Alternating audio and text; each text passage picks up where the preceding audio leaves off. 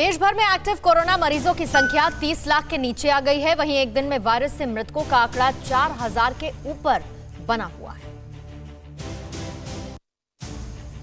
राज्यों और केंद्र शासित प्रदेशों की सख्ती का काफी बड़ा असर हुआ है। रोज दिन नए मरीजों की संख्या में कमी आ रही है। शुक्रवार को नए मरीजों और रिकवर लोगों के बीच का आंकड़ा 1 लाख के करीब था। लॉकडाउन और कोरोना कर्फ्यू की वजह से देश में अब सक्रिय मामले घटकर 29,20,021 हो गए हैं। देश में 24 घंटे में 2,56,000 से ज्यादा नए केस आए। वहीं 4,142 लोगों ने दम तोड़ दिया है, जिसमें अकेले महाराष्ट्र में 1,263 लोगों की मौत हुई है। उसके बाद तमिलनाडु में 467, कर्नाटक में 353, दिल्ली में 252, यूपी में 172 और केरल में 142 लोगों ने दम तोड़ दिया है। आज जितने केसेस देश में पिछले 24 घंटे में रिकवरी की कैटेगरी में आए हैं वह है 4,22,436। देश में अब तक 2,62,00,000 से ज्यादा लोग संक्रमित हो चुके हैं। अब तक 2,95,000 से ज्यादा लोगों की जान चली गई है। भारत में प्रति दर लाख लोगों पर 2,33,000 से ज्यादा टेस्ट किए गए हैं। देश भर में 20 मई तक 33,44,00,000 लोगों की टेस्टिंग हो चुकी है, जबकि 19,18,00,000 से ज्यादा लोगों को कोरोना का टीका लग चुका है।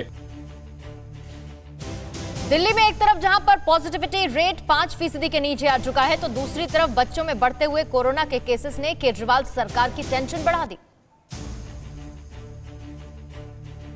पिछले साल के मुकाबले देश की राजधानी दिल्ली में इस साल बच्चों में कोरोना के ज्यादातर लक्षण देखे गए हैं। एलएनजेपी अस्पताल के medical director doctor Suresh Kumar के मुताबिक बच्चों में भी मल्टी ऑर्गन इन्वॉल्वमेंट ज्यादा हुआ है। कई बच्चों को तो हमें आईसीयू में और ऑक्सीजन सपोर्ट में रखना पड़ा है। पिछले साल बच्चे कोरोना से संक्रमित नहीं हो रहे थे और जो हो रहे थे उनमें बहुत ही कम लक्षण थे। इस बार बच्चों में भी वायरस निमोनिया और डिहाइड्रेशन हो रहा था। एलएनजेपी में बच्चों में 5 गुना मामले बढ़ गए हैं। पिछले 2 महीने में 30 बच्चे कोरोना से संक्रमित होकर एडमिट हुए हैं, जिनमें 25 डिस्चार्ज हो चुके हैं और 5 बच्चों का अभी भी इलाज चल रहा है। बच्चों में बढ़ते मामलों को देखते हुए वेंटिलेटर की संख्या बढ़ा दी गई है। रामलीला मैदान में बने 500 आईसीयू बेड में बच्चों के लिए व्यवस्था की गई है। 24 घंटे में दिल्ली में कोरोना वायरस के 3,009 नए मामले सामने आए हैं, जो 1 अप्रैल के बाद सबसे कम आंकड़ा है। वहीं 7,200 से अधिक लोग रिकवर हुए हैं, जबकि 252 मरीजों की मौत भी हो गई है।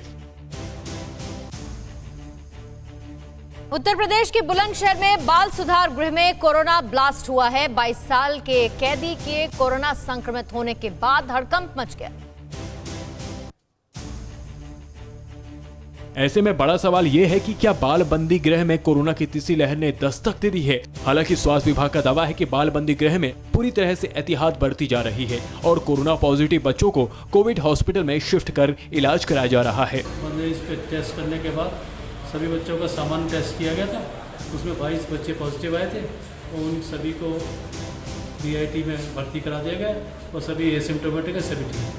सर और क्या एहतियात बरती गई है वहाँ पे फिलहाल? हम रूटीनली चेक कर रहे हैं। 7 मई को सभी बाल कैदियों का RT-PCR टेस्ट किया गया था। तब एक भी बंदी और एक भी स्टाफ कोरोना संक्रमित नहीं निकला था। इसके बाद जब कुछ बाल कैदियों की तबीयत बिगड़ने लगी, तब हेल्थ डिपार्टमेंट की टीम बाल सुधार गृह पहुंची और सभी 75 बाल कैदियों की कोरोना जांच की। तब उनमें से 22 बच्चे पॉजिटिव निकल गए। आनंद फानन में कोरोना पॉजिटिव बाल कैदियों को कोविड हॉस्पिटल में भर्ती कराया गया। ऐसे में एक्सपर्ट्स की उस आशंका को बल मिल रहा है, जिसमें कहा गया है कि कोरोना की तीसरी लहर में सबसे अधिक बच्चे ही प्रभावित होंगे, जो किसी बड़ी चुनौती से कम नहीं है।